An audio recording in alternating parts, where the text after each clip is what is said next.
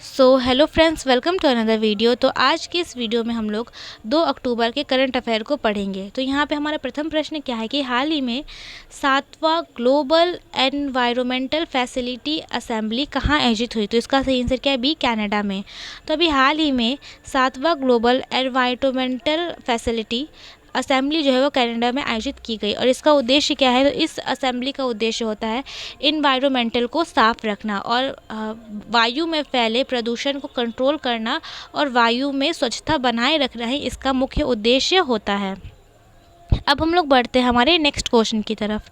तो यहाँ पर जो हम लोग का नेक्स्ट क्वेश्चन है वो ये पूछा गया है कि हाल ही में भारत किसके सहयोग से दिल्ली में जलवायु परिवर्तन और स्वास्थ्य केंद्र की स्थापना करेगा। तो इसका सही आंसर क्या है, ए, एशियन डेवलपमेंट बैंक।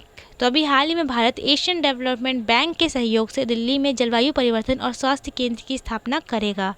और अगर बात की जाए कि एशियन डेवलपमेंट बैंक में टोटल कितने सदस्य देश सम्मिलित है, तो 68 सदस्य देश जो है इसमें सम्मिलित है। और एशियन डेवलपमेंट बैंक की स्थापना होती है सन 1966 में और इसका हेडक्वार्टर जो है वो मानिला फिलीपींस में है। अब हम लोग बढ़ते हैं हमारे नेक्स्ट क्वेश्चन की तरफ। तो यहाँ पे हम लोगों से ये पूछा गया है कि हाल ही में केंद्रीय मंत्री नितिन गडकरी ने किस कंपनी द्वारा विकसित दुनिया की पहली 100% एथेनॉल संचालित कार का अनावरण किया। यहाँ क्या होगा, कार होगा। तो इसका सही आंसर क्या है, सी, टोयोटा। तो अभी हाल ही में केंद्रीय मंत्री नितिन गडकरी ने टोयोटा कार कंपनी द्वारा विकसित दुनिया की पहली 100% एथेनॉल संचालित कार का अनावरण किया है और इस कार का नाम क्या है, तो टोयोटा हाई स्कोर। अब हम लोग बढ़ते हैं हमारे नेक्स्ट क्वेश्चन की तरफ। तो यहाँ पे हम लोगों से ये पूछा गया है कि हाल ही में BCCI ने किसे अपना टाइटल स्पॉन्सर बनाया। तो इसका सही आंसर क्या है, डी, IDFC फर्स्ट बैंक। तो अभी हाल ही में BCCI ने IDFC फर्स्ट बैंक को अपना टाइटल स्पॉन्सर बनाया है।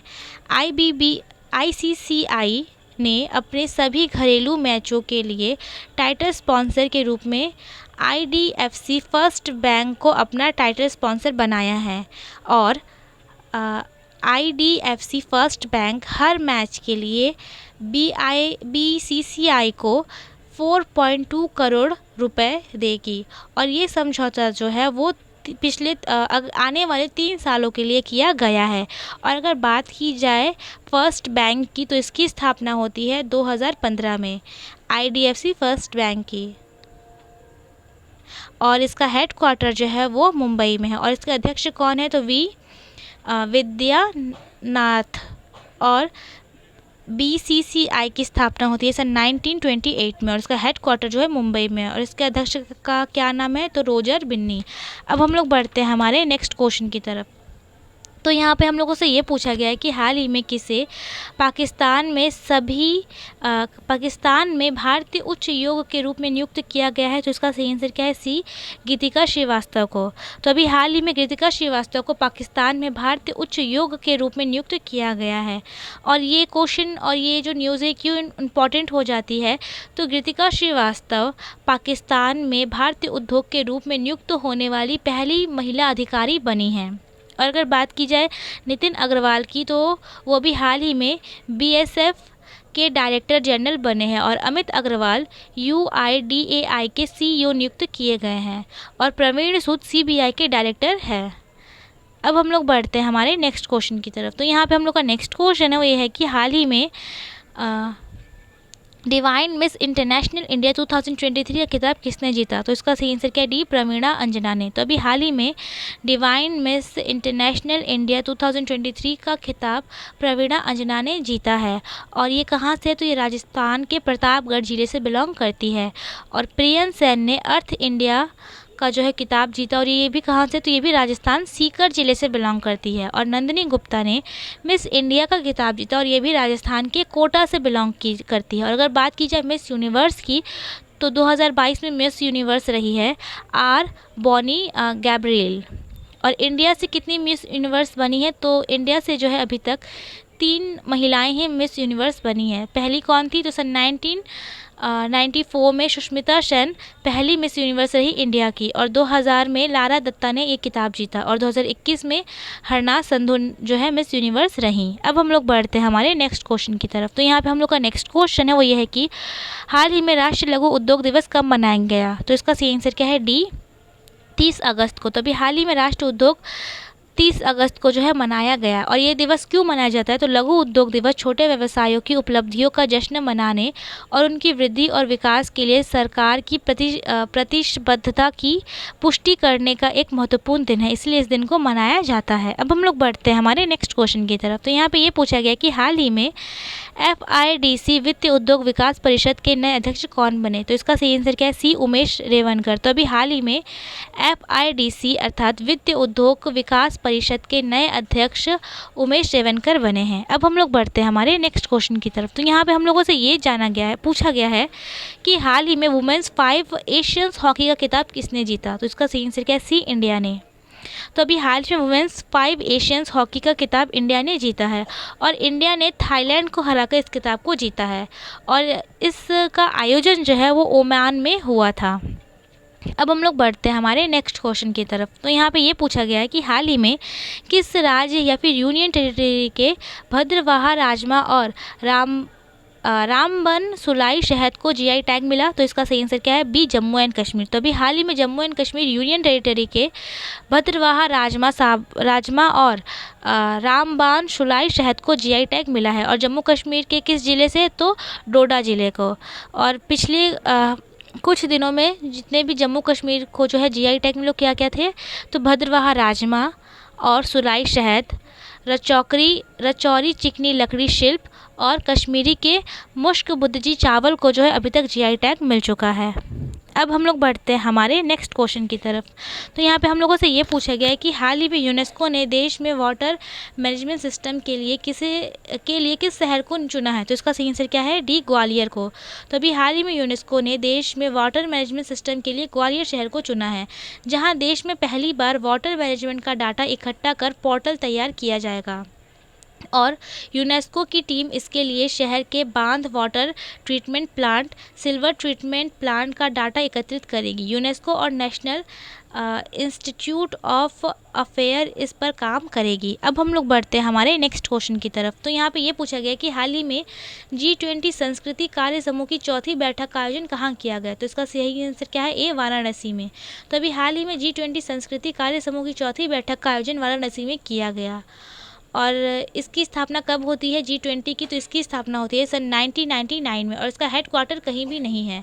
और G20 में 19 देशों के साथ यूरोपीय यूनियन भी शामिल है और 2023 में भारत इसकी अध्यक्षता कर रहा है और 2022 में इंडोनेशिया ने इसकी अध्यक्षता की थी और आने वाले साल अर्थात 2024 में ब्राज़ील इसकी अध्यक्षता करेगा। अब हम लोग बढ़ते हैं हमारे नेक्स्ट क्वेश्चन की तरफ।